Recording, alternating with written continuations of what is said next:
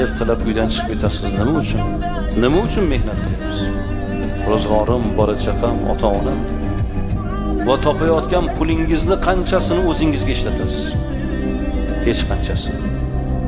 Butun borlig'ingiz o'zingiz kiymasangiz ham o'g'lim, qizim yaxshi kiysin, birovdan kam bo'lmasin, tengqurlardan kam bo'lmasin deb ota usti yupun bo'lsa ham bolasini yaxshi kiyintirib qo'yadi.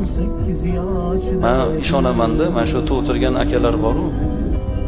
Siz pul topyapsiz, lekin o'zingizga qancha sarf qilsangiz, sizdan ayolingiz o'ziga ko'p sarf qiladi, to'g'rimi? Sizdan ko'proq kiyimga pul sarf qiladi. O'zi uchun erkak kishidan ayol kishi ko'proq pul sarf qiladi. Lekin shu pulni siz topyapsiz.